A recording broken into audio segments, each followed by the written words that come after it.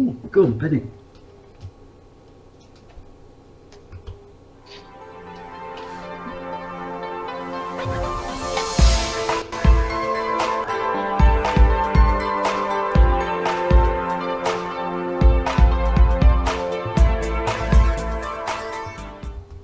Hello, good afternoon, welcome to the PM show live 2 o'clock on the 10th of June 2020, and me and Matt with you for the next hour or so, answering questions, talking all things kits and everything else like that. First of all, apologies for yesterday. That's what you get for fiddling. You know, that's that thing, isn't it? If it's not broken, don't fix it. That was what happened on yesterday's show. So hopefully, guys in chat, you can give me a thumbs up to say we don't have any echo. So say good afternoon, Matt. Good afternoon, everybody in chat and in YouTube land. Yes. So if you can post up just to say that it is sounding normal and we don't have terrible echoes, and yes, hopefully we'll be fine today. But anyway, it was one of those things. I was playing with it. Sounds all okay. Thank you, Alan.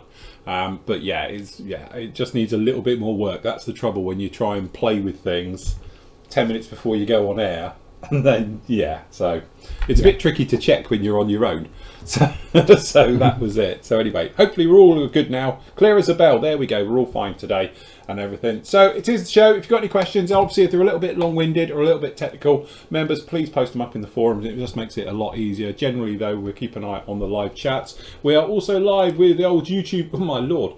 Okay, YouTubers, right there chat. It just went pshong, loads of it. Okay, hello. And everyone saying good sound and everything else in there. Good afternoon to you all in YouTube land as well. Lovely to see you all as good. So anyway, I have some news to start the show. It does. We do. We should have sanders back in stock next week. Okay, they are due Friday, and if that's the case, guess what I'll be doing all weekend? Making up sander packs. Okay, if not, they're going to come in Monday. It's they're leaving the factory on on Thursday for delivery for Friday. But as we all know, trust me, I've had trouble with deliveries before. They say they're on 24-hour service and they turn up normally a few days afterwards at the moment due to everything that's still going on with the old coronavirus and stuff like that. But hopefully we will have the sanders back in stock. To be honest, you guys scooped me completely out of pigments within 3 days. I've got more coming in, and to be honest, some of it has literally turned up in the last hour as well. So I'll make the rest of those up and the pigments will all be back out. As for washes, I'm still waiting on clay. It should have been here last week. It should have been here on Monday, and I've just spoken to the distributor. They're obviously in Europe, and it hasn't even been left their factory yet. So they're hoping to get it out by the end of this week, maybe beginning of next. So again, we're a little bit waiting on that. I've got everything for it. It's just we've got no clay now to actually physically make any washes. That's the trouble. As soon as we've got it, we'll be back into full manufacturing and we're good to go, because we've got everything else. We've got all the bottles, we've got all obviously the labels, all the packaging. We're just literally now waiting on clay. So anyway, that's how we are at Flooring Models land of things anyway. So we are slowly getting back to normal, and as I say, once those do come in, obviously now we've got the pigments in, so that's the pigments fine. We've got the sanders coming in hopefully end of the week, over the weekend, something else like that, and then obviously the week after we should have the clay. We'll be back up to 100% again and can hopefully move forward as we go along with those ones. So when did your delivery arrive then? Was it UPS? Actually, it was DHL for the pigment that's racked up a minute ago, which is all right, because as I say, well, Matt knows we actually had a short shipment, and they did say we'll put it out, and it's turned up next day. But the first one took 4 days to get here on a next day courier. So that's why I don't understand. How comes the big one, which admittedly it was 25 kilos, that took 4 days to turn up on a 24-hour courier, but this one, because it's only a couple of kilos, racked up, straight away. So it was like, good. Anyway, never mind, we are all getting there. Hopefully things are all getting back to normal. Obviously things are getting back to normal with PM Store as well. Stocks are slowly starting to come through. We know Matt had a huge paint restock come in yesterday, wasn't it? Yes, we have the Attacker single bottles have come in. I've just actually been sat here loading them on. As you can see, the other side of that, so I've been crossing them off. Yeah. I've got a few pages to put on of the singles. For the time being, the sets are suspended. Yes. I'll say this now and get it out of the way, because obviously the leaky bottle problem. So we're not going to restock the sets until this problem has been solved. So but no issues with the single bottles being posted and nobody coming back and saying, oh, that's leaked. It's obviously something happening in the sets. The email has gone to Attacker, like I've said before. I'm going to chase them up again. If we've got no reply by Friday, I'll give them till Friday and find out what's going off. And then obviously we've got to move along from there, you know, on that front, really. So, yeah, so for the time being, they're suspended. So if you do want Attacker, you're onto single bottles at the minute. Yes, as I say, hopefully we'll get them sorted out. But, you know, we've had situations where Matt has been checking every single set that we've been sending out, and they've still been failing after they've been checked as well. So, you know, we don't know why. We've got our own theories to why they're failing in transit and stuff like that. But obviously it's one of those things where, I suppose, more than anything, it's really annoying and frustrating for us, because obviously we want you to get the best possible product and service and stuff like that. And when you're being failed by the item, so that's why at the moment, as I say, we've taken the decision to suspend them until they get fixed. And we're hoping that they might fix it properly. And in that way, you know, because obviously we're not flogging it anymore. We're aware that other people are having the same problems, so hopefully they'll sit up, take a little bit of notice, and get it sorted quicker, shall we say, than just at the moment. So hopefully, as I say, it'll be back soon. As soon as they're sorted, well, obviously we'll restock them and push them and make our way forward with it. But just for the moment, you can buy them all as singles. We've got a full restock going at the moment, so give Matt a day or two to get them all up on the site, and we'll be back up to full speed on it. And that's the nice thing, I say, with the Attackers, you can buy them singly like everybody else's paint. So fine from that one. It is. The other news is we've had a restock of the AK metalizers. Yes. In, so that'll be tomorrow. I put them back into stock because I know they're coming tomorrow. So yeah, all them are going to be back in aluminium dock, aluminium blah blah blah. You know, all that sort of stuff. Yeah. Black primer is going to be back in. Number 1 cutting mat, if you've got one in front of you, infinity board thing. Well, yeah, I've got number 1. I can't get any number 2s, but number 1s will be back in stock. What else is there? I've ordered panel liners, some of the panel liners. Yeah, there's all sorts anyway. So yeah. Yes. So they'll back in. They'll be in tomorrow, which will be good. And we've had some new arrivals in kits as well, which I've posted some to you for review. Yes. We should be getting them very soon. Do you want to get them up and show? I'll put you on full screen. Have you got them with you, the kits? No, they're on. Oh. No. Oh right, sorry. No, I thought the way you said I've got some, I thought you had there next year. No. I just meant the ones I posted to you. They're up on the. Obviously, the new arrivals are in there. Yes. Hold on. Yeah. Where are we? New arrivals. So you've got them in. That does works. Yes. Junkers, whatever it is, some Wi-Fi thing. The 108 underneath. Yeah. The Mustang from Tamiya, which should be there somewhere. There we go. There it is. And for the life of me, I put some else in. I really can't remember. I just talked to Phil. I'm like, there's 4 kits in there for him to review, and I've got no idea. It'll come to me when we've finished. I'll tell you honest. Yes. We've got some more irons back in stock. So yeah, again, it's coming through. All the stocks are the Daz Works one. Actually, Phil can talk about this because that's the Tackham kit that he built. Yes. Without the interior. So that is cracking kit. Yeah, that's what they're doing. The Reeboks in the Tackham kits, but without the interiors. Yes. So I think you did the other version because that's the Henschel one, and the other one I think you did the Porsche one. Yeah. But again, fantastic. One of probably the best Tiger 2s on the market. So, and if you ain't got the big bogged down with the interior parts, a nice package for 30 quid. So. Yeah, I think, you know, at the end of the day, like I was saying, the kit itself is gorgeous. Even with the interior, I'd say it's just, it's one of those ones where it seems a really good idea when you start the kit because it's got all the gorgeous interior, but you get really bogged down into it. And from an engineering point of view, I love it because you get to see how the engine sits and how the transmission flows right the way through, you know, the suspension all underneath it, and then you end up covering it all up and never seeing it again. So, but again, you know it's there. That's the nice thing with the kit. But like I've said before, I don't mind doing them for a one-off, but I wouldn't do it all the time because you do really get bogged down heavily in those kits. It takes what should be a straightforward build and it takes forever. But again, it's quite nice. I'm quite a fan of Tackham anyway because I've built quite a few of theirs now.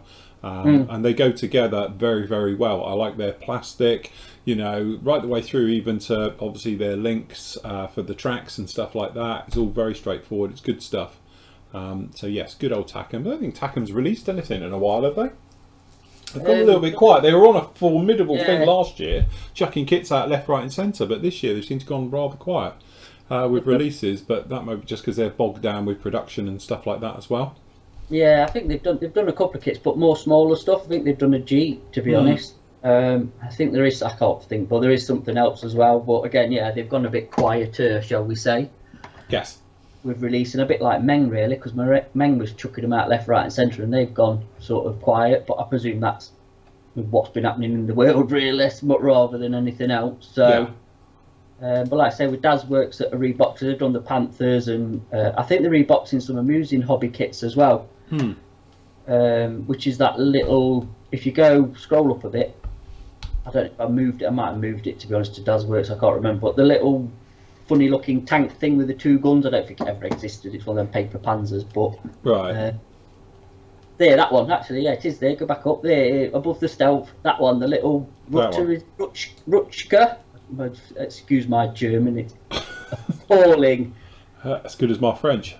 Yeah. Well, that's the amusing hobbies kit originally. It's actually, I've just seen, because it's got the down little the bottom, it's got the little thing, yeah. But yeah, again, they're nice, nice little kits, to be honest. And that's tiny. That thing's just what you see. It is, isn't it? Say with the figure next to it, it gives you an idea of the scale of it, isn't it? Like a one-man tank, I think. Yeah. Most. What'd you do? Lie on your back? It's like the size of a Ford Fiesta, isn't it? Yeah. It looks bigger than it is, but yeah. So again, it's the KV1, the Tamiya KV1. That's a new tooled one, like we said, I think last week, and obviously the meat chopper. The meat chopper, which is a horrendous price, but yeah. Yeah, it's a lot of money. But it's AFE, and you just know with AFE it'd be really nice. Yes. Yeah. I don't know if I sent you one of them. I might have sent you one of them. Have I got a meat chopper coming? Yeah, I don't know, to be honest. It could be. It could be a meat chopper. It'd be a surprise when it turns. Because like I say, I completely forgot. How bad's that? I only did it yesterday. Yeah, that's it.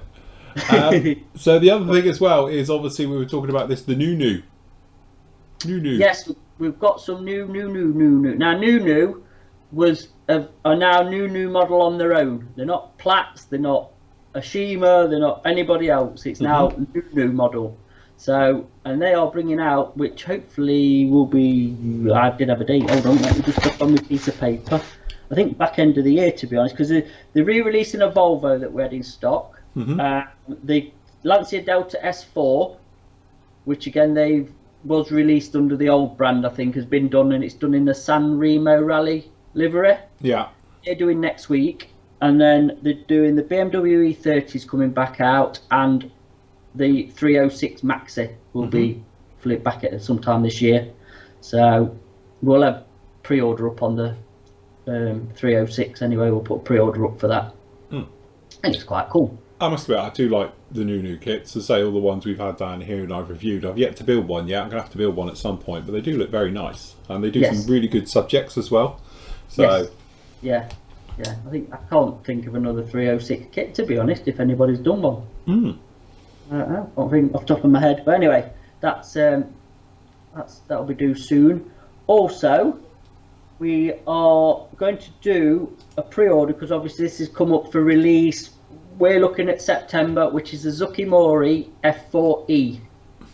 Now Phil's going to tell you all about this and sell it, because I know nothing about Phantoms. Well, I know what it looks like, but yeah. So basically, the big thing about the F4E is that it's the one with the long nose, because it's got the gun. All the other Phantoms, which have been done to death by everybody else, or seems to have been, have always been the standard sort of naval version with the normal front. So you've got basically the C's, the D's, the N's of this world, the B's, the J's and the S's. They're all roughly the same. So obviously a lot of the manufacturers, the reason they pick that one is you get a lot of mileage from it, because you've got all the different versions. And again, those differences tend to be more a case of things like wings and stuff like that, which is easy to get more out because the fuselage is all the same.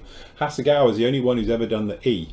And to be honest, it's a really nice kit. I've built a bunch of them, lots of them over the years, and it's very straightforward. But like we've said before, they are showing their age, especially when you put them up against, you know, the Academy ones, especially the Zukamoris in 48 scale. So we've been waiting for the E to come out, because then that it leads itself to other versions as well. So obviously you can do the German one as well, and things like that. And obviously the Japanese had it as well, a version of it, so forth and so on. So hopefully it will open it up again then to do those great kits as well. So I must admit, I'm actually really excited about that. And you know, we've often spoke about obviously the price of the kits and various things, but everything's gone up now, so it's immaterial. So Yeah. you know, at the end of the day, I think it's going to take the crown now for the F4E. Really nice kit, you know, great straightforward out of the box because it's typical Zucamori, which tends to be very much up there. So yes, I must admit I got my name down on that one, and I'll probably do it as a build as well because I haven't built an Echo for years and years and years. So it'd be nice to do an F4E, something in camo or something weathered. Yes. So yes, you can do lots of things with that. So yes, looking forward to that one. That should be very nice to do indeed. Do you think they'll go for a RF then eventually?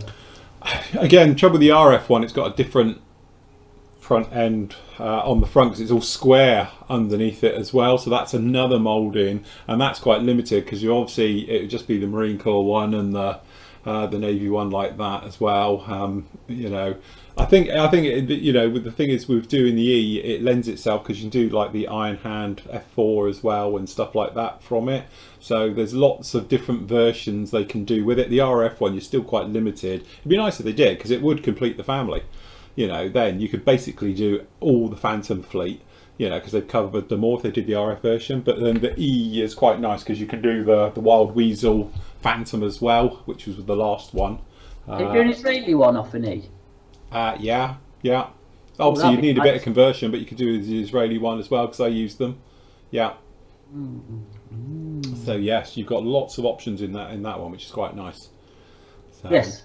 Like I say, because do we think it was only Hasegawa's in 48 where you can get in an 48 scale, yeah. If you can get an Hasegawa kit of it anyway. Yeah. Again, like you say, it's been proper overlooked, really, hasn't it? It has. I've been saying it for years. It's been so overlooked. Everyone's brought out other Phantoms and various things. No one's done the E, because if you do think about it, the E you can do, as you say, you know, technically the Japanese ones, obviously a lot of modern Air Force ones now that are still going, even like the Turkish ones and stuff like that. You know, you could do them. Fs. Eh? With the Greeks, E's or F's? It's E and F. You can do it from the same one. It's right. very small modifications to do from an E to an F, because obviously the German ones are Fs as well and stuff like that. So it tends to be the export version was known as the F, wasn't it, right the way through? So, but you can do, it's not much. It's only sensors and things like that, which is a few lumps and bumps, but structurally it's the same shape. So you get lots of. I'm just surprised that no one's done it till now. So it will be a nice kit when it comes along, because I think then you probably will see the export ones come out. And say the Israeli one is a really nice one to do as well.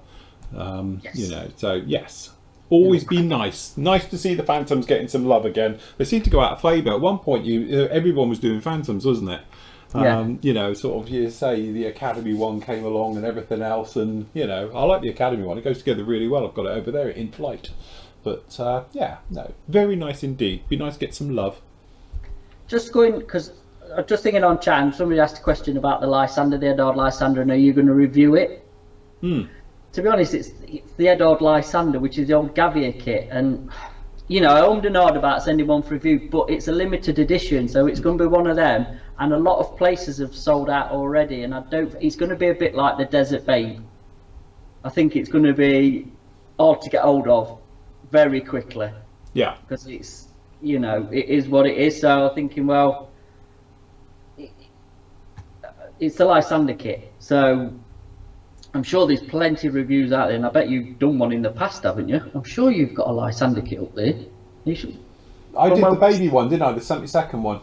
Yeah, you've never done the 48th one? No. No, right, okay. No, it's obviously gone back now, but I used to have down here the little 72nd, which the Dora Wings one. That's a lovely little kit as well. Beautifully done. Yeah.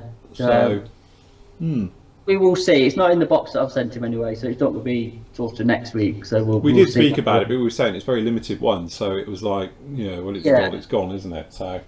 Yeah, it is. Yeah. So we'll see. But yeah, also.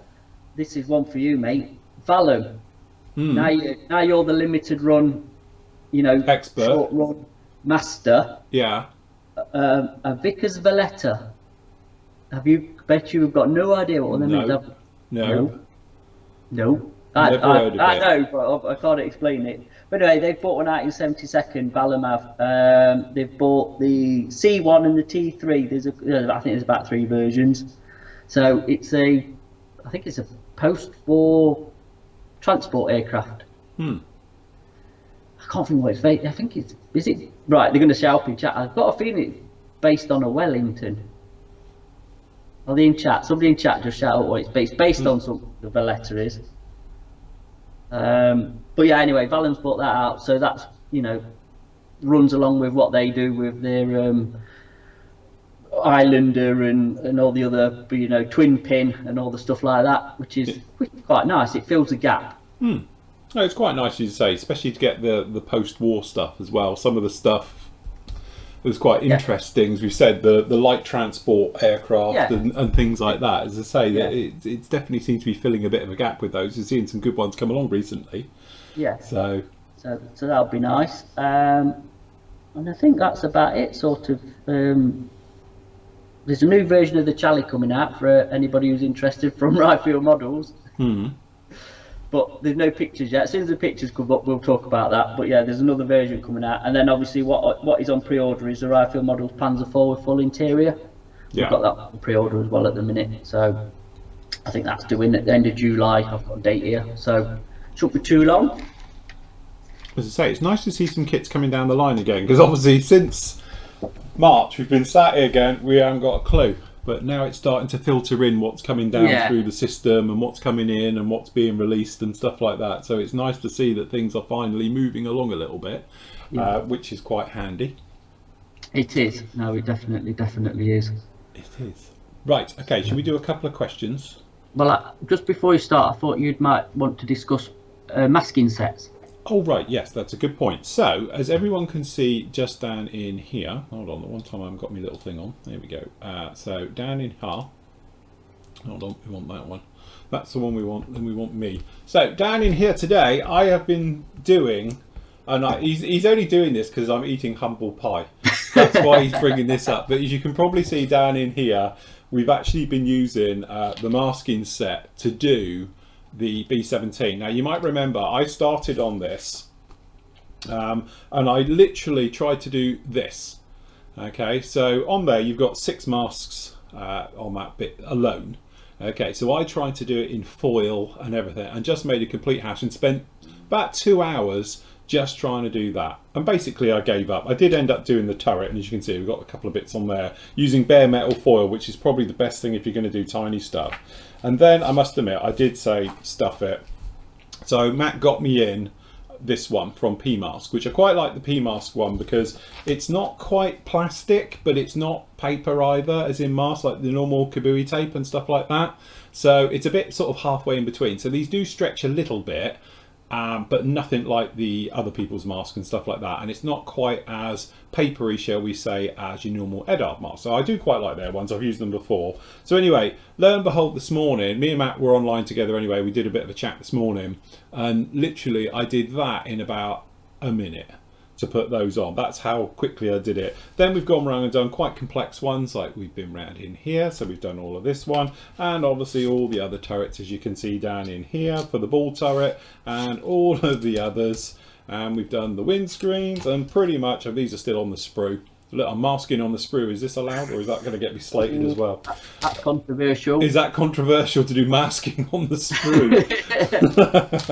You know, and stuff like that. And this is the thing. It's like, you know, Matt, as you probably know, who follow us, doesn't actually mask anything himself. He just goes out, spends a £5 or a £10, depending on the scale and whatnot, and gets a mask set for it. And I've often taken the said piss, to be honest, because he literally will not mask anything without a masking set.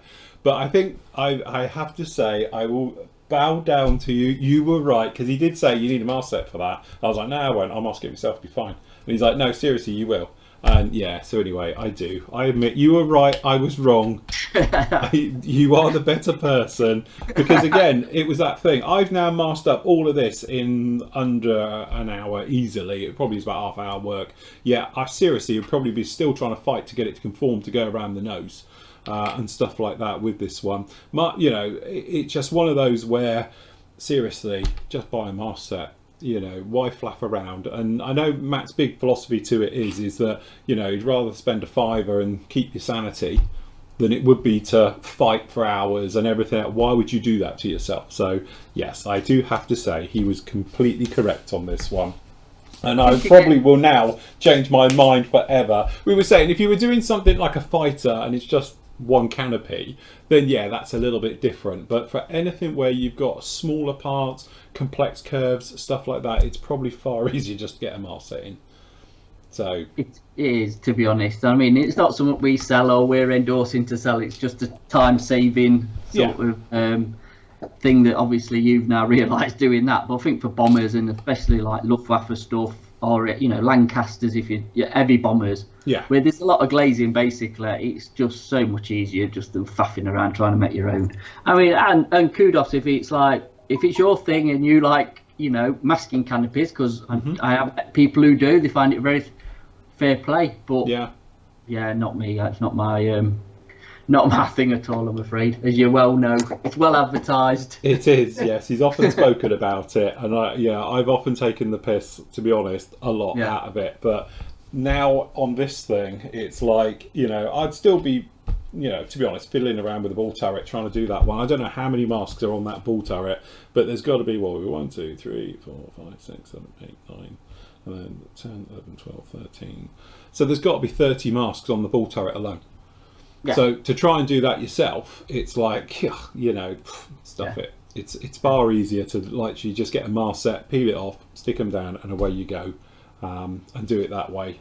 And again, these masks, I have to say, are very, very nice. I've used them before P-masks, but I do like P-masks because they're sort of in between both ones. You get a slight bit of stretch, which is dead handy for conforming around corners and stuff like that, without it being too stretchy, if you know what I mean, and very, very thin. They're quite thick, they do the job, they go down. And obviously the nice thing about this to using the bare metal foil, and for people who are following, you'll know I've redone this one with the mast set because I had bare metal foiled it, is purely because when you use bare metal foil and you unmask it, you get the stickiness left over, because obviously the foil's self-adhesive, it always leaves it behind, so you always have to pop back with the cotton bud.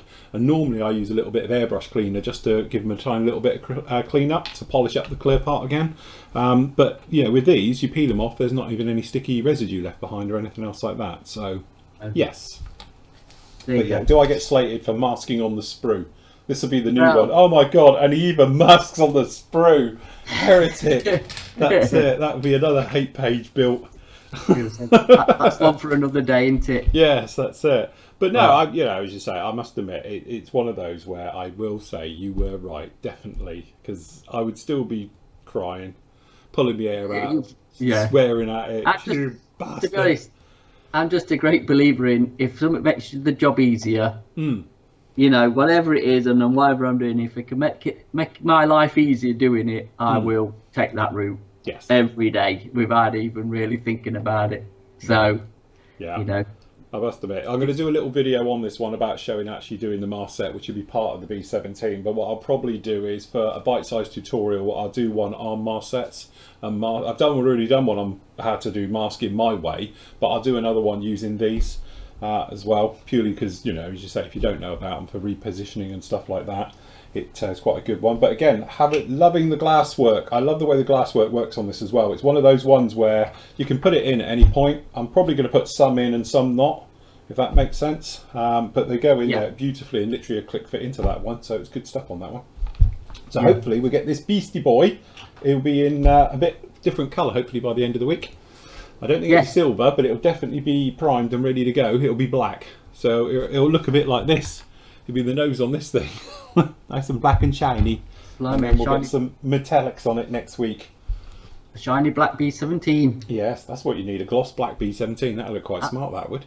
I think that would look quite stunning, actually, especially if you've got some nice decals to go with it. Yeah, that's it.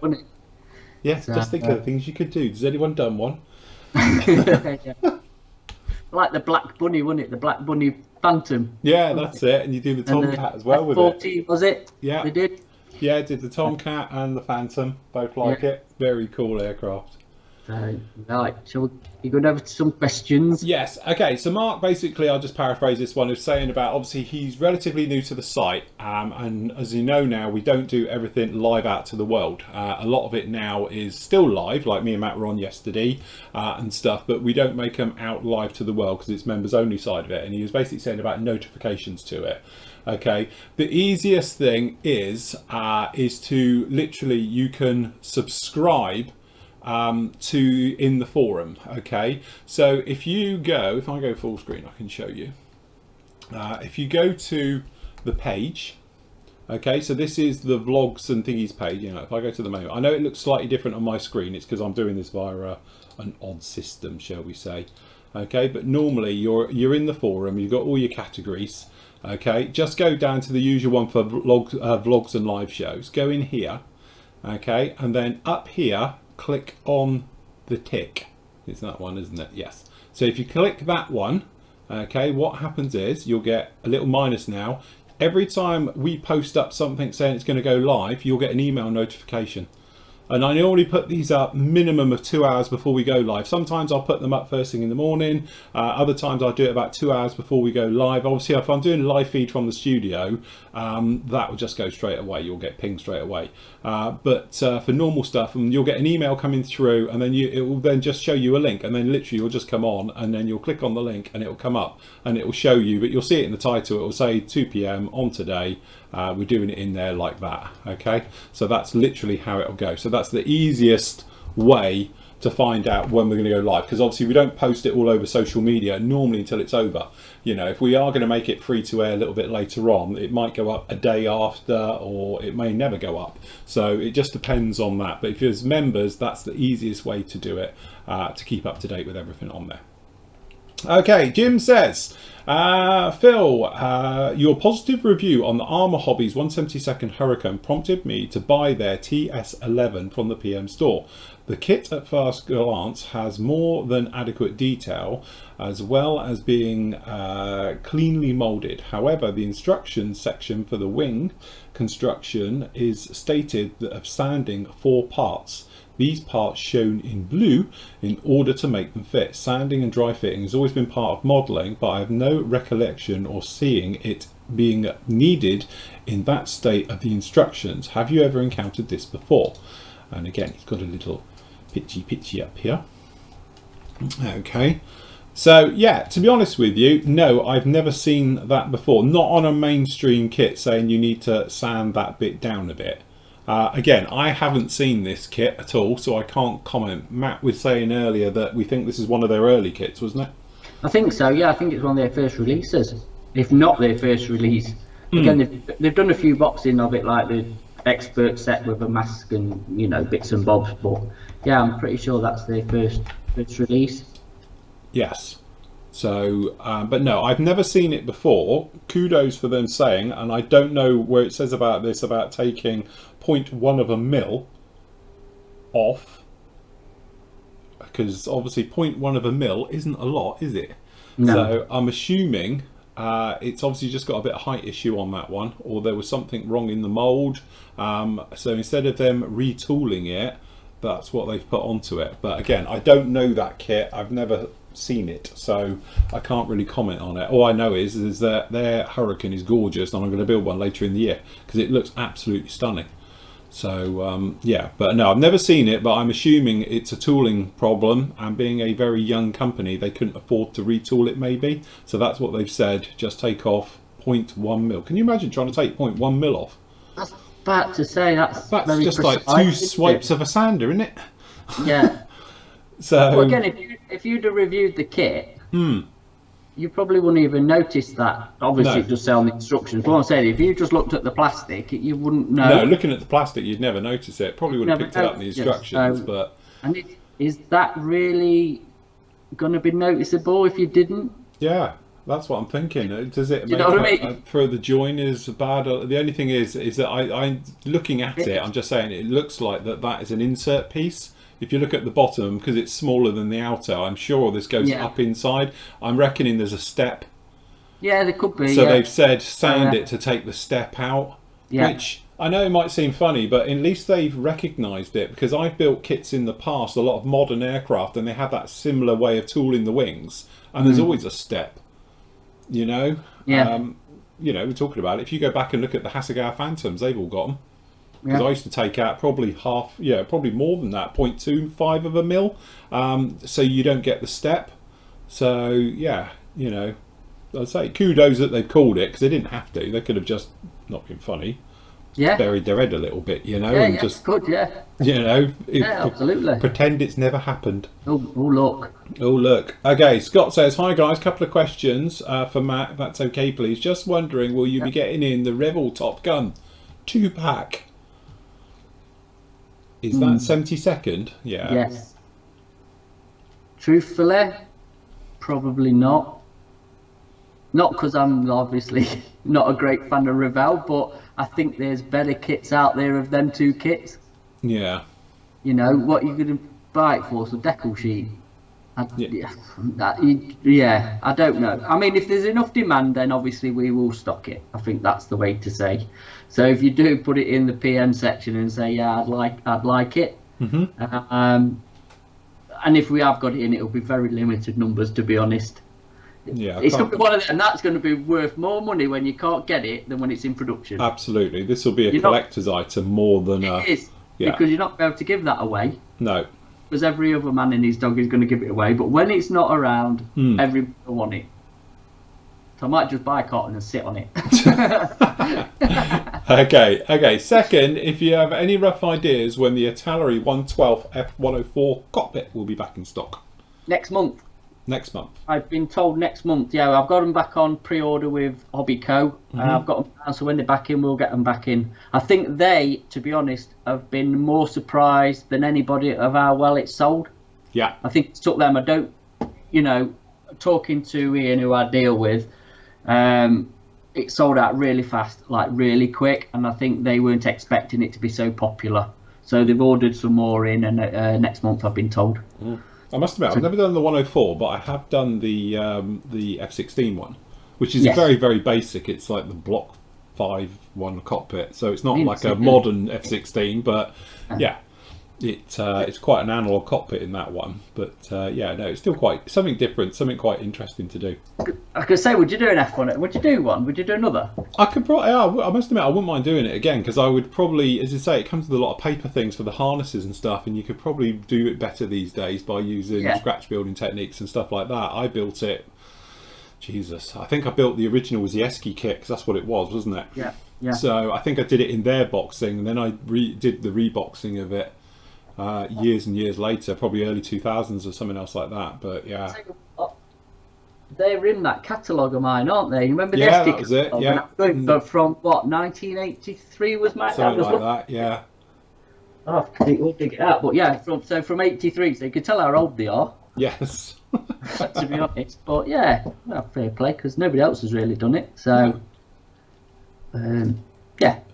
Phil, which of your sanders are waterproof for wet sanding? All of them, apart from the weathering ones, because these are aluminium oxide ones, and they don't like getting wet because they can't rust, but they fall apart.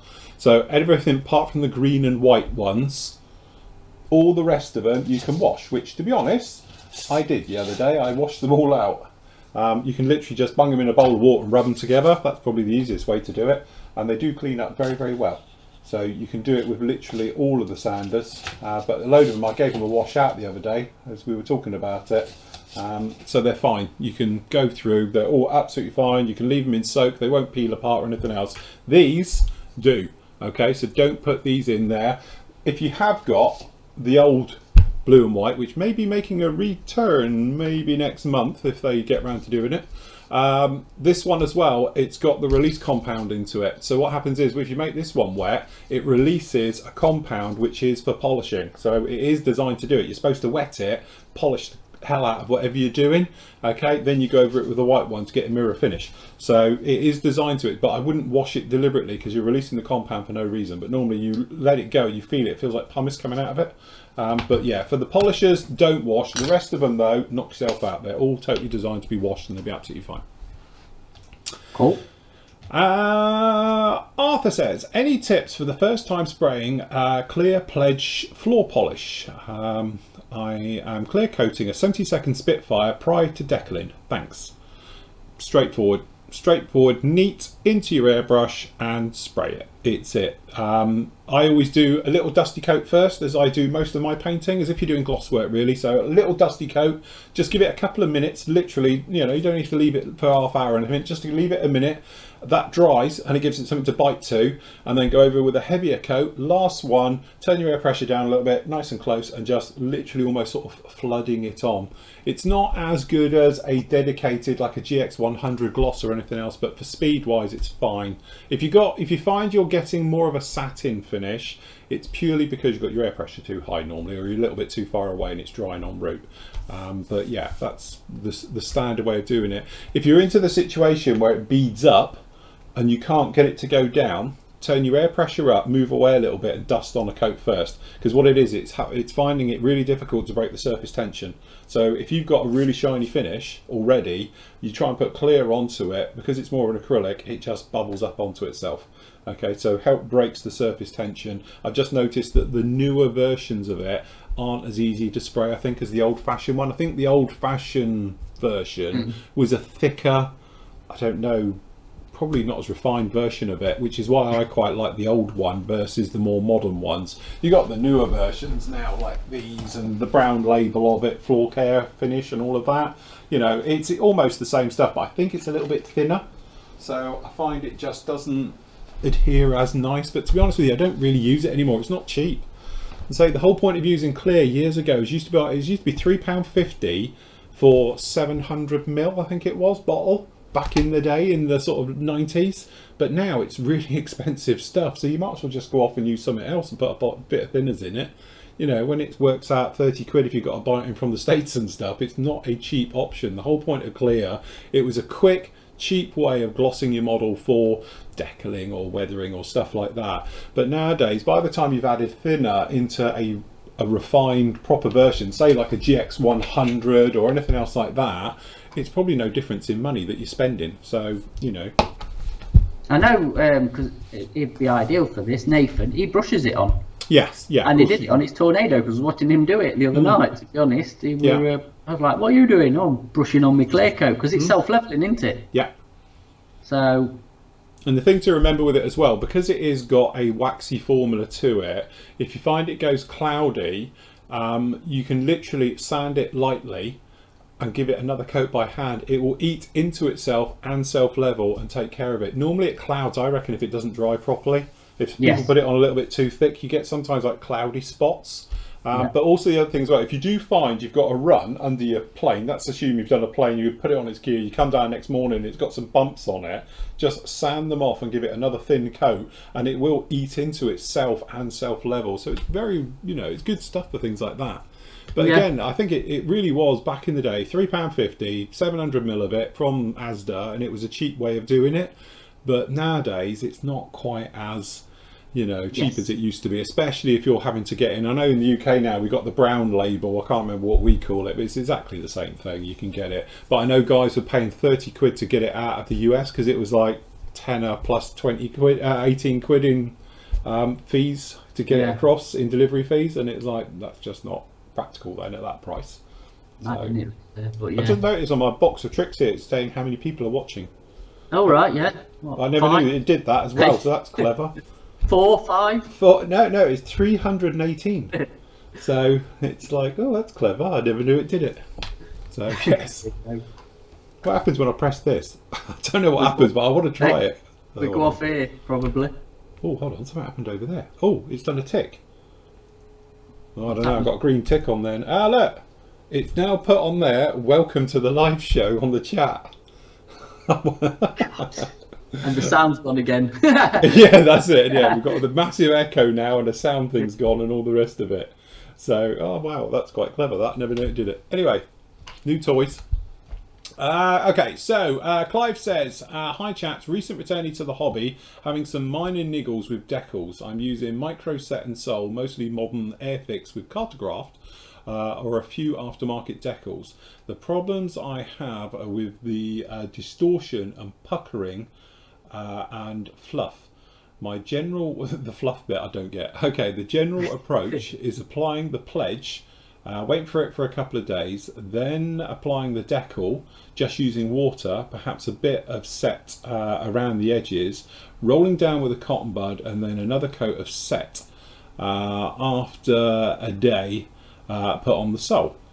Okay, what is the purpose and how much to avoid fluff from the... All right, fluff from the cotton wool swabs. Okay, get you.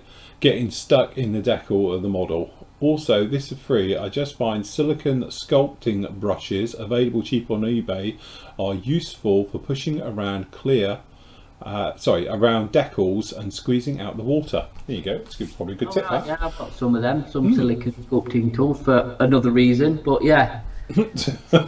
Let's hope it's for sculpting, just saying. Well, it is, yeah, obviously. Oh, thank God for that. Yeah.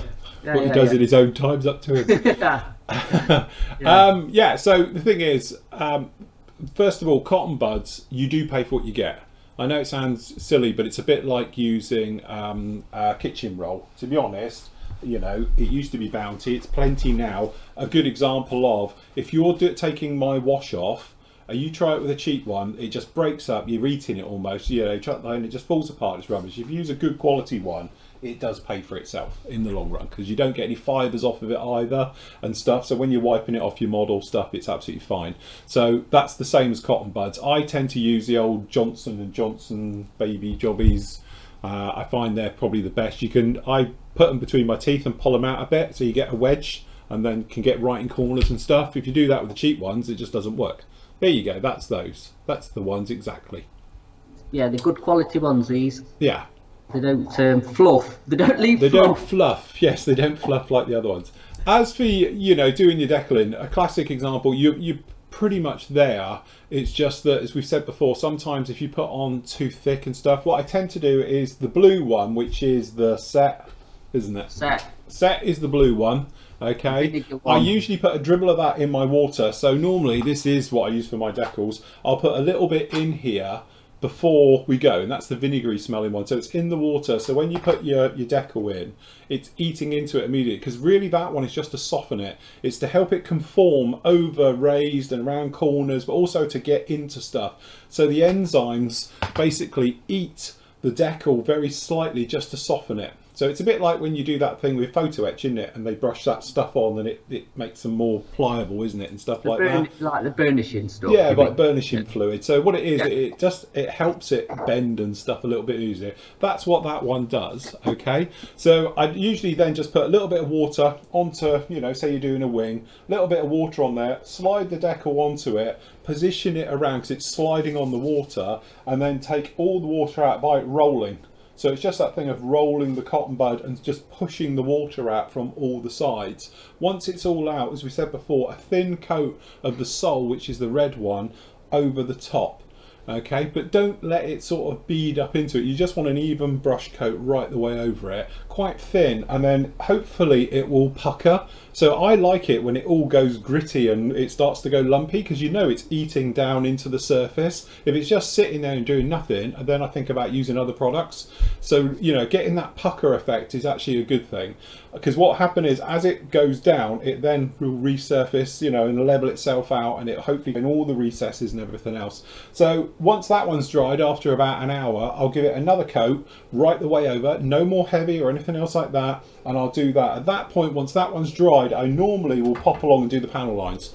So sharp blade and just slice along the panel line, and then it probably gets its final coat, hopefully, and then right the way over it again, and then hopefully it will go into those panel lines. So, you know, when you put washes on, it carries on and just doesn't stop at the decal and goes right the way through. But patience and time. Sometimes I've had decals in the past that have taken days to go down. So, you know, I am bad, and I do reach for my alien blood one, like the Ajima stuff and stuff like that, which is really, really strong. But again, it's bitten me because it's melted decals in the past. So you should just keep going at it and just put down another coat and another coat. If you find it's not really doing much, perhaps try Tamiya X28 if you've got it acrylic thinners, because that works great as well as a setting solution. The last one, the sole effect, onto it as well, because that will hopefully get it to bury down and get rid of all the stuff underneath it, so you get that painted on look to your decals. It is. It's thin, it's putting on thin coats, isn't it? Not flooding it and patience, I think, with it. Quick answer. A lot of people talk about it. You get like that ring mark around the outside, and it looks like a milky ring. What that usually is where you've got clear coat is being attacked by the enzymes in the setting solution, and it's etching. It's making microscopic etching around it, and that's what it is. So to get rid of that, if you've used clear before, give it another coat of clear over the top, and it will eat down into itself and it will sort itself out. But that's why you get that, is because it is strong stuff. But some decals admittedly work better than other. Cartograph usually work very well with micro set and sol. The ones which Hannants do with their extra decal range, they work really well with micro set and sol. Most of them do, but some manufacturers just don't touch it. To be honest, Tamiya, micro set and sol never really worked for me with Tamiya. Their decals are so thick that it will sit there and does nothing, So I always find that you might need something a bit stronger, like Tamiya X20A is a good one, and then I've got other ones up there to break out in case of emergency, stronger ones and things like that. So yes, Tamiya extra thin. Yes. Right, okay. Krista says, Phil and Matt, have you tried the Procon PS770 0.18 needles? Got the same time as the 270, a little bit more expensive, around about €200 on eBay, but the quality and other scale feels much more smooth and sturdy. Maybe a step up from the PS270. No. What's that? As is I that say, the top end one? Don't know. Which one that is, if I'm honest. Which one's the one John's got, which is the all singing and all dancing, and for the money it needs to be airbrushing itself. Yeah, that's the only thing. Yeah, we can't be that one because he only paid 200. I think John paid more than that on his, didn't he? No, I don't know actually. I think it might be around that money. Yeah. I don't know. Without asking John, we might rethink that question for tomorrow, because I can't remember what version he's got. And I've got paperwork here to tell you which one's which, so I know which airbrush is which. So don't know. No. I've got enough airbrushes. I don't need any more, honestly. There you go. Graham saying about, I think it's the military version of the Vickers Viking. Yeah, which is the Valum Valletta. Yes.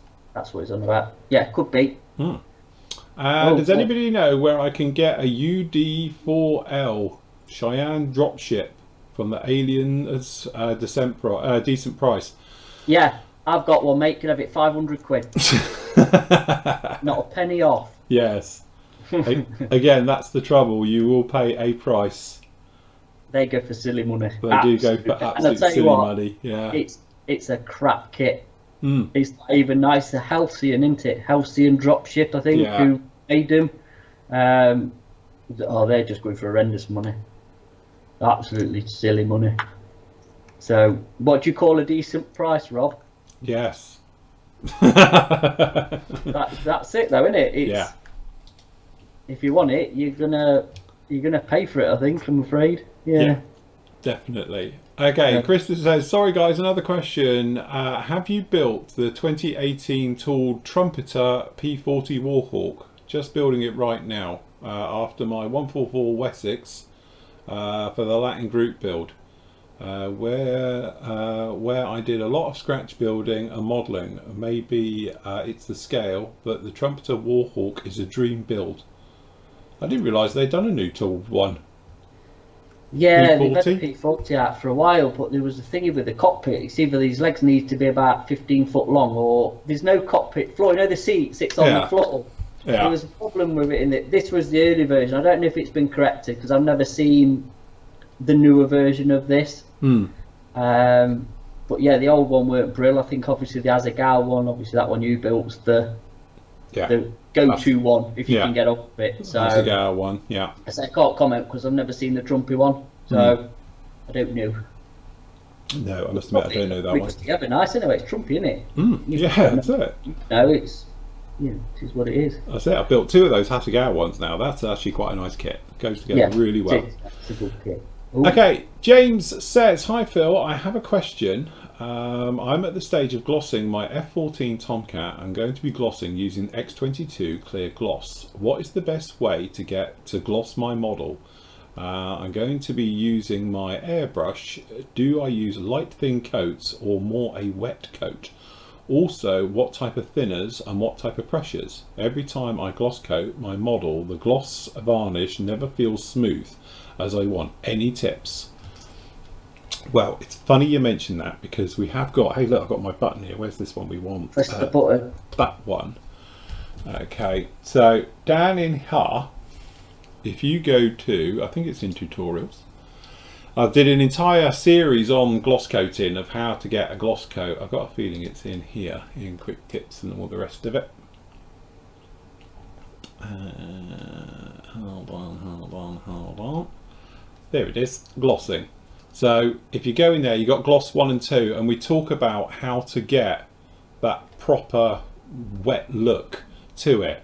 And to be honest with you, when I did that, I was still messing around a lot with acrylics. And to be honest, lacquers are the future because, you know, we spoke about this thing's got a very nice glossy front end, and I didn't even attempt to gloss it really. This was more a case of making it black, but it's all that I had to hand. So it's a case of, right, and I just threw this on and didn't really care. But the great thing obviously with lacquers is that they dry rock hard and very, very quick. This thing was touch dry within a few minutes, where normally with glosses you've got to wait because obviously you'll leave fingerprints in it. But this is Tammy's LP1 and it is beautifully, very, very nice, very, very glossy, no problem with it at all. You know, but again, this was more a case of sealing this entire front ending because I wanted it to be sealed up because there's a lot of primers and fillers in there. But the usual thing is, like I say, it's distance. If you've got a texture problem, you know, where you're feeling it and it feels a little bit rough, this is because you're spraying too far away. So what's happening is you've got more air get into your model than you have paint. Okay, the surface needs to be wet as well. So when the particles hit it, they get absorbed into it and I've got time to flatten out. There's a couple of things you can do. Obviously, a retarder in your thinners, like using the old leveling thinner. Okay, the great thing about that is that obviously it slows down the drying time, it keeps things wetter longer. Okay, and then when it does dry, hopefully everything's got time to sort itself out. Obviously distance, because obviously the further are you away from your model, the more time it's got to dry. So the thing about using retarders, you know, sort of goes out the window if it's still dry when it reaches your model. Okay, so you want to be a lot closer. So what I tend to do is, first of all, it just gets a light dusty coat. This is just so it's got something to grip to, so it acts like a primer. Okay, so that goes on. Then the second coat is just to really fill it up so it's looking pretty much black. Okay, the last one, when it goes on, you're putting it on quite close, quite a lot of paint as well, more than you would probably normally do. Okay, and then nice and slow down. Literally, you're pushing it on, it's direct, you can see exactly where you're going on, and then literally I just work my way along. So you're just building up. So your overspray from the back side of it, if you like, goes into it, and because it's wet, it's got time to be absorbed. And you can literally see it go in. It looks quite rough, and then you see it just turn to gloss. And that's the thing of working your way across. As I was taught by my learned colleague here, who taught me how to do all this, because I didn't have a clue, but he's a professional where I'm clearly not. So, do you want to add to that? Well, Candy, let me just grab an example, because I think... Right, we'll use this as an example, right? If I was going to gloss coat this, I would give it probably a 3/4 coat as a gripper coat. Yeah. Okay. And then a full-on wet coat. But what you do is you start there, or wherever you start from. But you better to start and make sure you go, like, say, start from that wing. Yeah. So you wet all that wing up. Then you do probably that as well at the same time. But you want to keep it wet. You don't want to jump from that wing to that wing. Yeah, and then go fuselage. You've got to keep it all in one section, so you never get a dry spot. Yes. And that's the old trick with glossing, really, is not to get dry spots. You need a stop and a start and a stop point. Yeah. So when I used to paint cars, it was like if you're doing a full repaint, you used to start on a sill, like a door shut. Yeah. Was the easiest place to start glossing, really, and then go round, and you won't get a dry spot. You just end up in there. And it's same principle with painting a model, really. But as well, don't get disheartened if you've got a bit of orange peel or it's a bit dry, because you can flat and polish. And I think people forget that. I think people forget because it's a gloss coat, you can flat and polish it. Your polishing sticks are perfect for it, for taking any rough areas off and giving it a buff back up. It's not a problem. And you can do it with flat paint, semi-gloss paint, gloss paint. As long as it's hard, happy days, you can polish it. Yeah. So that's what we're talking about, the sort of 3/4 coats going down on there now, as you can see. So you're just putting down like a gripper coat so it's got something to stick to. Yeah. And then you're going back in with a wet. And, you know, to be honest, it's one of those things. I think I was very frightened to get in runs and things.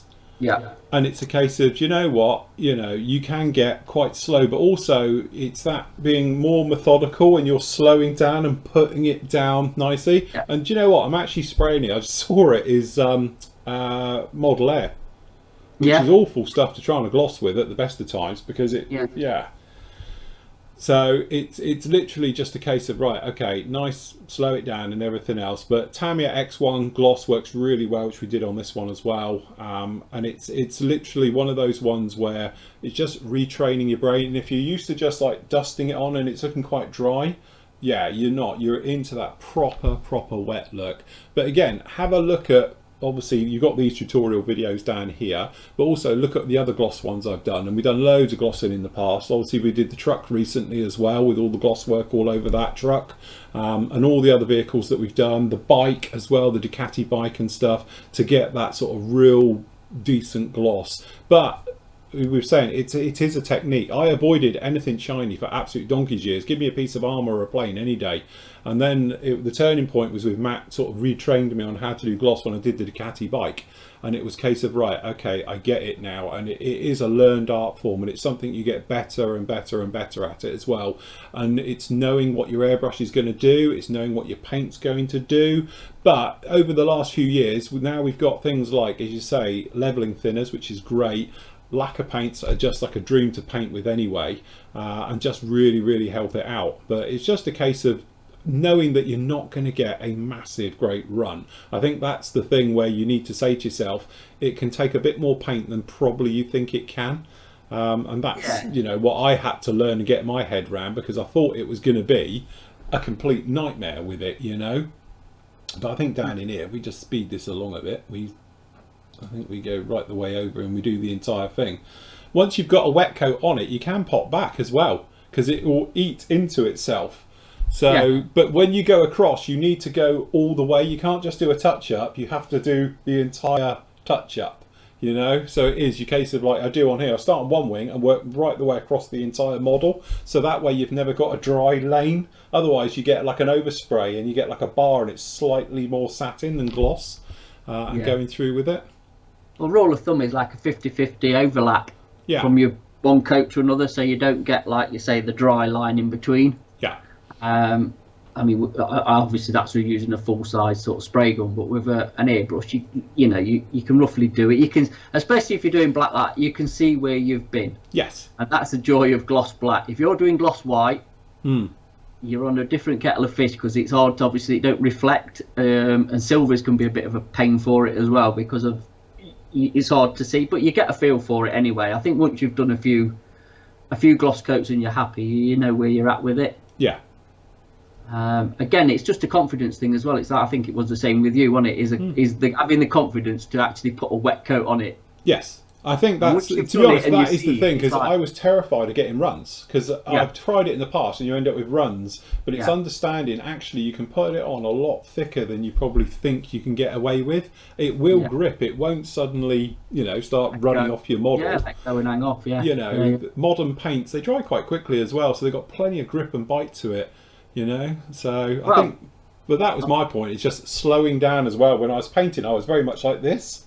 And you've got to be very positive, very methodical when you're going through it to keep it a nice even coat as well. Yeah, it's very robotic, to be honest, when you're doing it, but that's how you get an even coat. I say with the like the GX range, where mine is, I'll put it away, but the GX range and stuff, like I say, it is just single pack lacquer. Yeah. And on a normal day, it'd be dry within an hour. Yeah. Lovable and quite hard, to be honest. Obviously, the 2-pack stuff, which is obviously not nice stuff to use, but you've got to. it's easier to use. It's easier to get a gloss, if Yes. I'm honest. That's the joy of it. Obviously, we're not recommending we're using that, but you know, it has its uses in certain aspects. But I mean, if you're doing a plane, it's well overkill. It's well overkill for what, you know, your F14. So the X22 should be fine. 50-50 mix with leveling thinner, and don't be scared to put it on. And again, if it runs, right, you've learnt from it, and you can flat it off. Yeah. You can flat runs out, you can flat anything, you know, a bit of wet and dry or polishing stick or whatever. You can get rid of it, polish it back up, touch it in, whatever.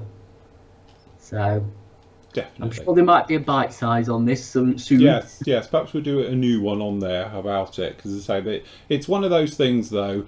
It's like using a metallizer. It takes a little bit of prep, because obviously you've got to be good underneath, because otherwise if you've got a terrible primer coat, it's going to show through, you know. So it's very similar to learning a new, you know, paint medium, like doing metallizers and things. So once you understand it and you get a bit of a feel for it, it becomes quite second nature. But if it's alien to you, it can seem to be quite an uphill battle with it, but it's not too bad. It's a good thing. I think it's, like I say, it's just a confidence thing and experience, isn't it? Let's be honest. It's, you know, if you're quite competent with your airbrush, then you'd probably pick it up pretty quick. Yeah. You know, I suppose a new, because they're not used to the tool. You know, it could be an odd thing to learn, but yeah, I think you just have a go into it. What's the worst that could happen? Even if you just do it on a scrap model. You know, again, practice. Get a buster that you're not going to ruin. Still maintain it's probably the best thing you can have. It'll be your bestest model. You know, poor old Buster up there, which I know one day we will retire, but he never will, because he's great for it, and he has been worth. I think that kit was something like 60 quid back in the day, but you think that kit has been invaluable for the last 10 years. It gets used for everything. But again, the great thing is because you don't care about it, you can play. And when you play, you relax. And when you relax, you get better results. The bit where, you know, you need to do a metallizer and you've never done a metallizer, there's no way you want to start on your prized possession that's cost you 100 quid. You know, you want to start it on something else just to get a feel for it and understand. So when you do put it on there, you know what's going to happen. You know, you don't really want to go into anything blind unless you can help it. Absolutely. Okay, Tracy says, hello men, I'm looking for advice on a future build. I'm looking for an ME109 G6. Which kit would you gentlemen choose? Well, that depends on the scale. If you go with 48, you've got the Tamiya one or the Edard. Yeah. 72nd, you've got the Tamiya one. 32nd, you've got an Asagawa one or the Trumpy one. So it depends what scale you want one in, or would like to build one in. But I'd say they're probably the bestest. Yeah, I must admit, I haven't got a G6. I've got a G5 down there with all the stuff. The Edard one. Yeah, the Edard. I think I'd do every G6 late, early, mid. Yeah. So yeah. Ted says, I haven't seen a really good video on decals. Used to be that you trim the decals as much as possible. Do you still need to do that? Just getting back into the modelling after 15 years. I've done videos on decals. Charming. To be honest, decaling is one of those things where they've come along like everything else. Gone are those days where there used to be, you know, huge carrier film all the way around it that was flat. So it looked awful on whatever you put it on. You know, they were either gloss or flat. Nowadays they tend to be a medium sort of, you know, sort of satin finish, which is good for all type of surfaces, things like that. And the way that they're actually, you know, still silk screen printed in a lot of cases, but some of the newer ones use other techniques to put them down as well, so that you haven't got that big block of carrier film round everything. So, you know, that's the thing. It's a lot nicer. The carrier film is thinner than ever, so that means they usually adhere better. But if you go back old school kits, then yeah, they've got big decals and lots of carrier film.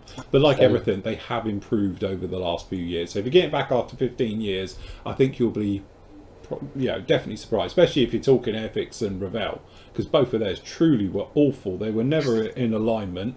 The register was like 50-50-ish. And they used to have huge carrier films, and say Airfix went through that thing at one point being dead flat, wasn't it? And it was Yes. like, why would you do that? It was like, when you put them on your model, they just looked awful. And they were brittle as well and horrible. Then, for some reason, Revell obviously copied them and did the same thing. And it was like, really? But now, luckily, they've pretty much moved away from it. But when you're into the bigger scales like these, again, it's one of those ones where, some manufacturers who you'd think would be brilliant. This is probably a good one to show. If I can get it to come up. Where are we? On here, you can probably see there's hardly any carrier film round from the edge. It's pretty much as it would be. Obviously, when you're getting into wording and stuff, but you can see it's very, very little that are on these. These bar numbers down here have, but we're looking at the major registrations. There's hardly any sort of carrier film on them, so they're right up to the edge. Gone are those days where it would literally be like that and go across. Thank God, because those were truly bad days. But luckily for us now, things have moved on like everything else, so it's a lot nicer than it used to be. By the way, just in chat, Peter's thingied up about a dropship, an alien dropship. Yeah. He's got one for sale. Ooh. How much does he want? Well, it's just sorry, my thing is. Oh, look, 150 quid. Yeah, but he's got an aftermarket set with it. Oh, there you go. You see. Oh, are you interested? Are you tempted? Not really. I know that kit. I know somebody who actually did that kit and did a beautiful job on it. They did a really very, very nice job. And Scratch built it to hell and all the rest of it. But look, after this, I'm retiring. I'm just moving to the land of Tamiya, Zucamori. Swan song, is it? That's it. It's just then when people say you don't build crap kits, I can go, there you go. That was it. That's the definitive of a crap kit. Can't get much worse than that. So Oh, look, they're doing dealings in there. Look for it. We have an auction in a minute. Live auction in the chat room where people bidding for it. I'll tell you what, I might just outbid Rob on this one. Peter, don't sell it him yet. Yeah, that's it. You can have it. Do you want me to get me gavel out? Right, we'll start the bidding out. We might have a bidding war here. Yeah, do I get commission on that one? Yeah, we might do. Yeah, bit of commission on this.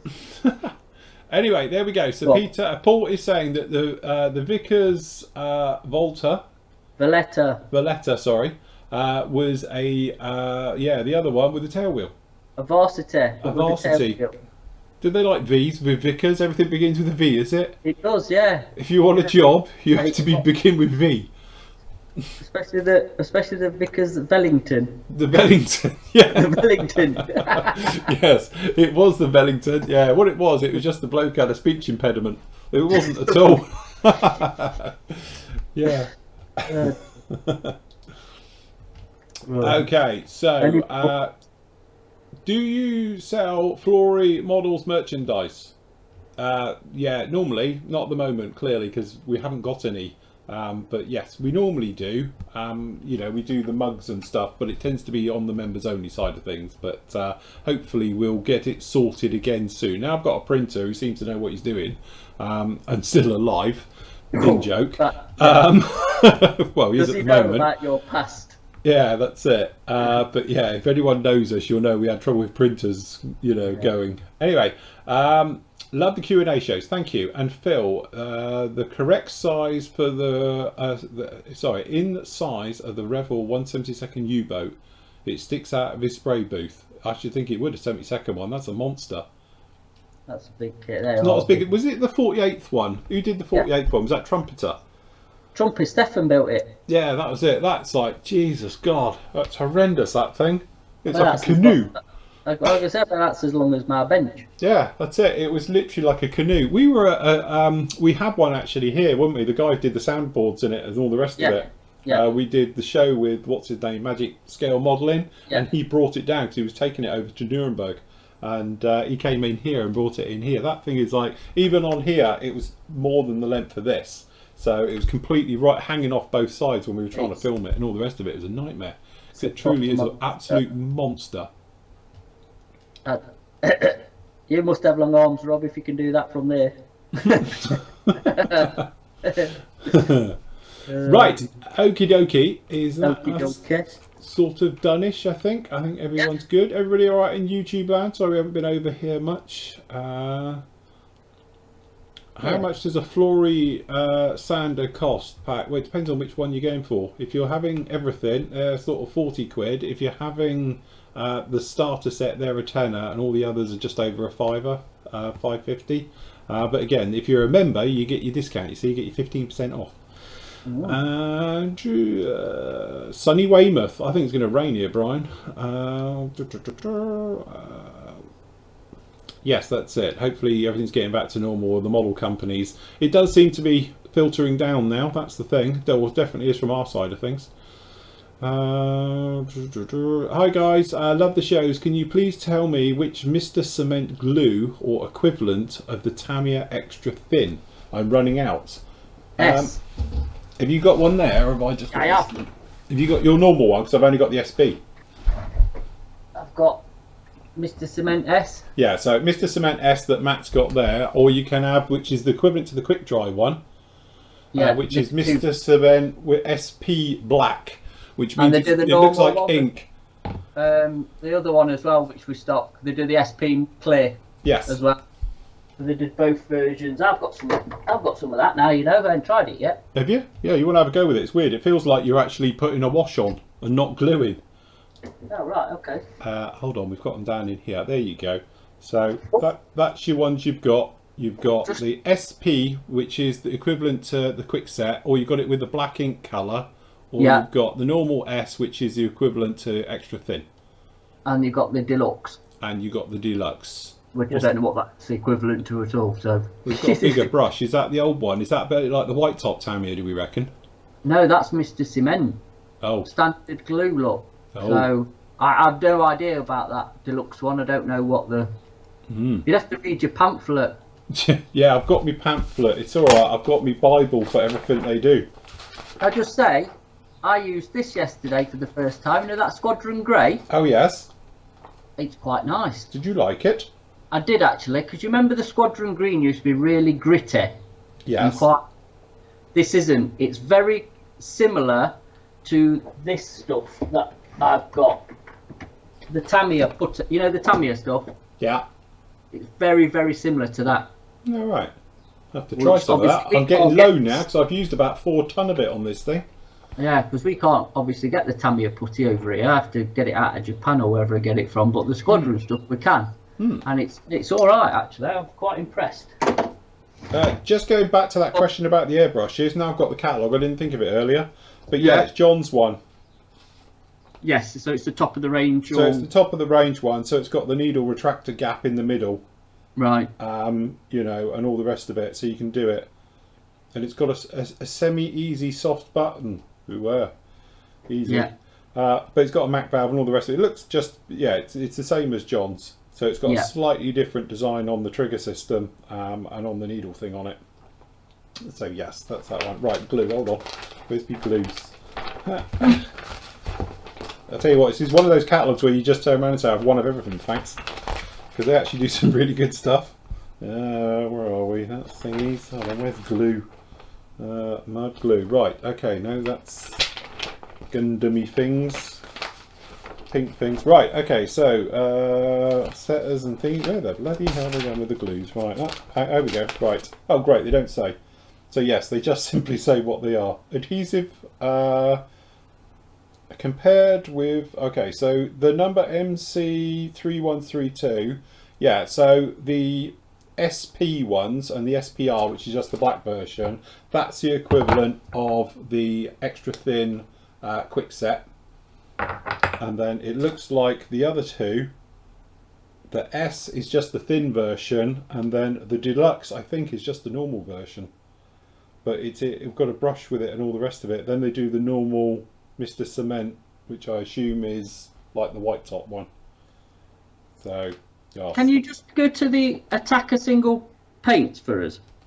I've just had an email through from somebody and they're just asking a question.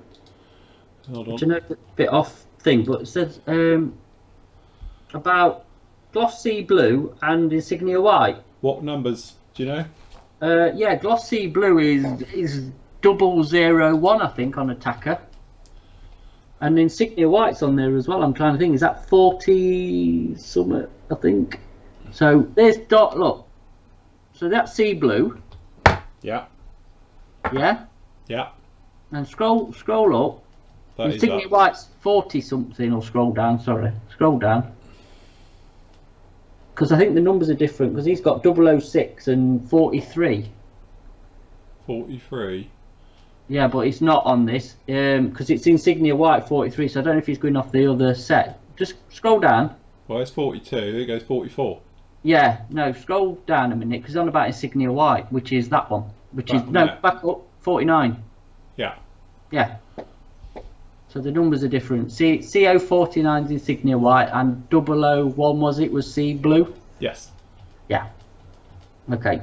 Yeah. And there they are in singles. I tell you what, the only one I ain't got back in stock, because I know I've got to refill it, is 37, which is Ghost Grey. Like Ghost Grey, is it? It's one of them, yeah. I think it might be like Ghost Grey, but yeah, that's the only thing we ain't got any of. We've got everything else, and I know Andy's put them all in, so we're going to go through the lot to put them all back in stock. Get a full restock in there. Because I said to put the little icons up, but don't put them in stock until we know the numbers, if that makes sense. So that's why they're out of stock at the minute. But we have got them, we just need to know how many we've got. So they'll be up by the end of the week anyway, so that'll be the full range that they do. Yes. Any idea when the SU-25 Kitty Hawk's coming out? Honestly, you know, Kitty Hawk are a law unto themselves anyway. I will hopefully get one, and then they normally turn up in the UK about 6 months afterwards, and I haven't even had one in yet. So, yeah. How long's a bit of string on that? You'll find you'll probably be able to buy it direct from China, because that's how they seem to do it first, and then it works its way around the world, and for some reason the UK and Europe seem to be lost. I've never understood it, but there we go. Yeah. Where are we? Just make sure we've got any more in here. I've just built the Revel Hasegawa RAF Phantom. Good kit considering its age, and it's only 25 quid. The great thing about that one, doing obviously the RAF Phantoms, is we've obviously got the Spey engine, so you've got different intakes, nozzles, and obviously the underside.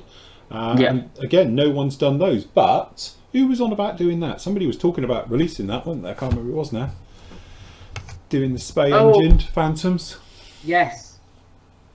Can't Oh remember God, who it was who now. was it? Was it? Yes. God, yes. I can't remember either. Chat. Come on, chat.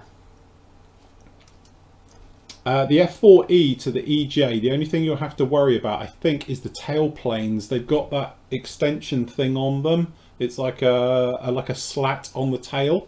I don't know which one has it and doesn't, and I don't know if the kit will come with it or not. So that's the only difference between an EJ and the normal one. So you might have to look into that. Sorry to disappoint you, Phil, but Iron Hand missions refers to the F100 and F105 seed missions. All F4 missions were Wild Weasel. Look, mate, if someone's shooting a missile at you for sport, that's all I care about. Just Alan's put some up in chat. Do you remember I was on about the single blade nippers from Mr. Hobby? Yeah. And they're discontinued. They've been replaced by an improved version. Oh, right. And that should have been on sale in May, but obviously, like he's put, because of the virus and stuff, that's been delayed. But yeah, I, like we were saying last week, it's really odd it's been discontinued without them upgrading it. So, so that'd be good. So yeah, we can stop them as long as our supplier gets them in. Was it Academy? No, it weren't Academy doing the Spey one, was it? For the Phantom. No, Academy never did it. Somebody else was going to do it. I got a feeling it was Zikamori, you know, talked about it, but don't hold me to that. Yeah, it could have been Zukimori. Wait, Hong Kong models, was it? I don't know. Someone like that. That was the point, wasn't it? It was somewhere there. So, yes, not good. Right, they're all talking about, obviously, me masking on the sprue. Ooh. And I think that's about it. I think we're all good. Yeah, I think we're all good in there now. That's all good. Kitty Hawk? Kitty Hawk? I don't think. I'd be surprised if Kitty Hawk did a Phantom. Jesus, but don't say it. James has said it. I haven't said it. Yeah, it just ruins my day. Hey, don't shoot the messenger. Yeah, that's it. Don't know. So yes, very Okay. good. It's all right. I've just been kicked out of the chat. Now it's back in again now. Apparently, Revel did an F4E Phantom 2 in 1979, and I know where that can go. Straight in the dustbin. Yes. Definitely. Although they're 1/32nd, they did the RF4, didn't they? 32nd one, and they did an F4E, I think it was as well. Actually weren't a bad kit. Nothing on the power of Tamiya's, but their recessed panel lines and actually put a bit of effort in. Bit basic, but you know, you could actually do quite a lot with them, and for the money they were cheap. But you know, they might re-release that at some point. I bought the 32nd RF4 because of the and it's raised panel lines. It's shocking. It's the F4F that's recessed, and the like you said, which is a later one, a later tooling, should I say, which is recessed. It's very basic. It needs a cockpit, and I think there's only one company that does it. Is it Legend? Yeah. Do a cockpit for it, which I think is quite not easy to get hold of. But yeah, forget it. Yes. Stick with the more modern ones. I think it makes things a lot easier. Tamiya, yes. That's it. Even that, I must admit, I built the Tamiya F4, and as I say, the way the nose goes on that isn't straightforward. I think I put the gun in slightly off a line. I've built one for donkey's years now, but again, I ended up with a step and had to get the filler out, which was very annoying. Could do without that, really. Ooh, filler on a Tamiya kit. I know. Who would have thought? Who would have thought? Yeah. Very good. Right, okay then guys, that is it from us. Thank you very much for joining us as always. We'll be back with you tomorrow night at 7:30, so if you want to join us on for that one, that would be absolutely great. But yes, apart from that, have you got anything else, Matt, or are we all good? No, we're all good. No. All good. Very good. Okie dokie. Don't forget, obviously you can get everything from the PM store as always. Restocking coming in literally daily at the moment. So if you haven't got anything in there, pop your name down in the actual little bit so you can put your email address in, things like that, and hopefully be back in stock. Same goes for the flooring model stuff. I've got loads of people with pre-ordering. Obviously dark dirt wash, sander sets and everything else like that. Put your name down because again, it's one of those things where we're going to have the initial order come through because they've rushed us through a load. The rest of it won't be until the end of next month. So just saying, if you want to be guaranteed to get it, obviously it'll go to the people on the list first. Anyway, that is it from us. Happy modelling, take care. Like we said, we'll see you tomorrow night at 7:30. So till later everybody, happy modelling, take care, bye. Say goodbye, Matt. Goodbye, Matt.